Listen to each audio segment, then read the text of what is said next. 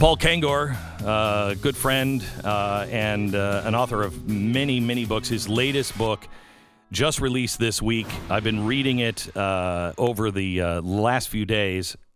Paul, it is amazing. Amazing. Oh, thank you, Glenn. Thank you. Yeah, it's pretty sick stuff, isn't it? Pretty frightening. My wife came into the room over the weekend and she said, "What are you listening to?" And I said, "The Devil and Karl Marx." She said, "I've been listening in the other room. This is terrifying." And we sat there and we listened to it together. She doesn't do that stuff. She doesn't like to, I have to put the dark stuff in my head to do research, and I rely on her not to do that. Otherwise, It'd be a suicide pact in my family. But it is terrifying, and it totally makes sense. Well, it's the same kind of reaction my wife has as well. I mean, I sit there in the dining room and I research and write about this junk, and occasionally, she'll hear me moan or groan and say, "Well, what is it?" I say, "Well, listen to this, right? Thus heaven I forfeited, right? I know it full well. My soul, once true to God, is chosen for hell." Right? She's like, "Oh, that's nice." Yeah. What's that? I said, "Oh, that's Karl Marx, one of his poems." And I try to. She tries to stay away from this stuff. I prefer to stay away from it. And I got to tell you, Glenn, at night when the day is over, I put all this crap aside and grab some spiritual reading just to kind of spiritually cleanse myself because it's so ugly and so dark. Okay, so this is not convincing anybody to buy this and read this. This is such an important book right now because I am telling you, this is my own personal opinion, and no man will know the time, et cetera, but I am telling you, we are on the verge of the return of Christ. I think we are fighting evil globally, like we've never fought it before. And I think it's going to come down on us like a bag of bricks soon. And you need to know what you're fighting. When BLM says they're Marxist, you need to know what that means. And what Paul just said, let me just read this to you. "Thus heaven I've forfeited. I know it full well. My soul, once true to God, is chosen for hell." He writes these poems and says these things that just for any sane individual, you would at least think the guy is in league with the devil.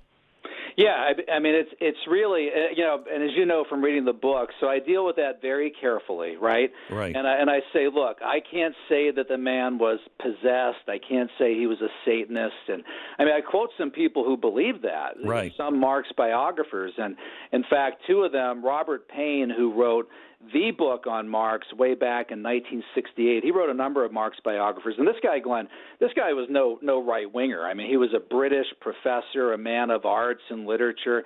And he had a chapter called The Demons in his 1968 biography. I think it was Simon & Schuster.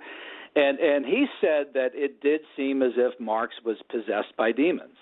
And he said he had the devil's malignity, the devil's view of the world, and it did seem at times that he felt like he was doing works of evil. And Richard Warmbraun, you know him, right? Mm-hmm. The late pastor. He wrote the book Tortured for Christ. He flat out, he wrote a book called Marx and Satan that was over 30 years ago, I think almost 40 years ago. He argues that Marx was a Satanist. And I've gone through and I've read that stuff, and I thought, I don't know. I mean, look, it's troubling, right? It's ugly. It's very disturbing. But, can I, as a scholar, 130 years or whatever it is after the death of Marx, could I affirm something like that? No, I don't think I can. But just as we don't want to overstate things, we don't want to understate them either. And if you just read some of this stuff, I mean, it is dark, it's destructive, it's despairing. I mean, the guy's writing about everything from selling your soul to the devil to suicide pacts. And by the way, his two daughters kill themselves in suicide pacts with their husbands.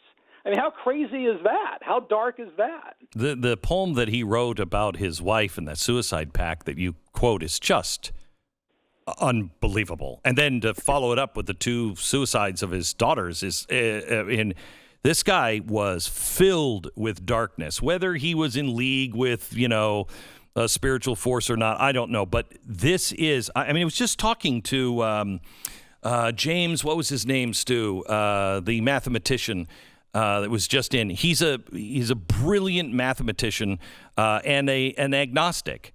Not a guy that you would expect to, what is it? Lindsay? Yeah, James Lindsay. Not a guy you would expect to ever use the word evil. In fact, I think we talked about it a year and a half before, and I said, I got to try to stop using the word evil. And I said, James, I'm trying not to use the word evil, but I can't describe what's going on right now in any other way. And he said, Glenn, I agree 100%. This is evil, what's happening. Right. Well, and people can feel it. One of the people I quote in the book was Alexander Yakovlev, who was Gorbachev's chief reformer in the 1980s and the 1990s, and he was given the task of actually counting the skulls, trying to find out how many people were killed in the Soviet system. And he too, I mean, he was agnostic. I think he was an atheist, and he referred to this as flat out demonic. He said if you can't see this as evil, then I don't know what is. And Marx, the one poem that you're referring to, that he wrote about his wife or his future wife, his love interest, that's called The Player. And that's the one where he says, "Look now, my blood-dark sword shall stab unerringly within thy soul. The hellish vapors rise and fill the brain till I go mad and my heart is utterly changed. The sword, the prince of darkness, sold it to me." I mean, it's crazy. Who writes that? I know, it's who crazy. Writes that kind of stuff. And I mean, you and I both, we like Edgar Allan Poe, right? Yes, But Poe, Poe was weird. Poe was into some stuff.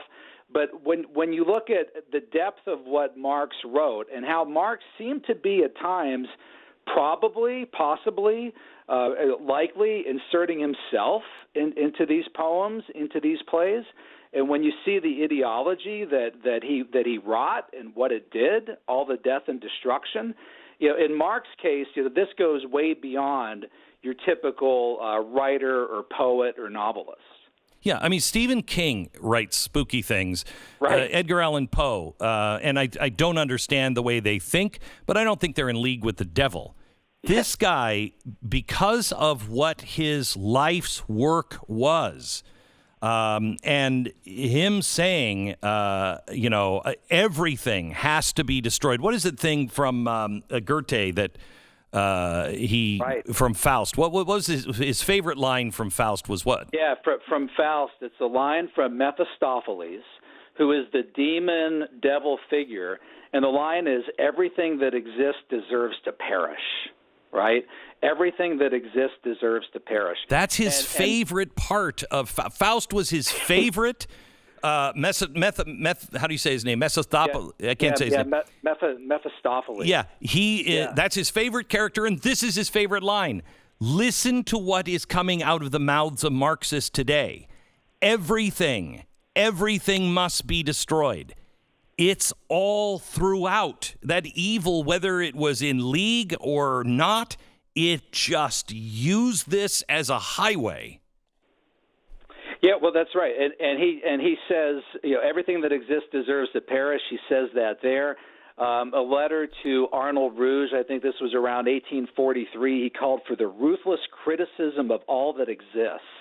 Right? The ruthless criticism of all that exists. I mean, this guy was really, truly, forget about, I mean, clearly he wasn't an economist, that's for sure. Yeah. I mean, the economic ignorance just drips out of the Communist Manifesto. I guess he was a philosopher, but he was above all a revolutionary.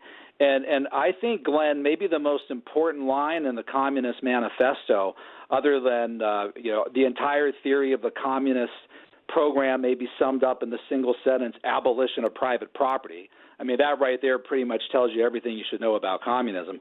But there's a line there in the very end where he and Engels say, the communists openly declare that their ends can be attained only by the forcible overthrow of all existing social conditions. Right? Think about that.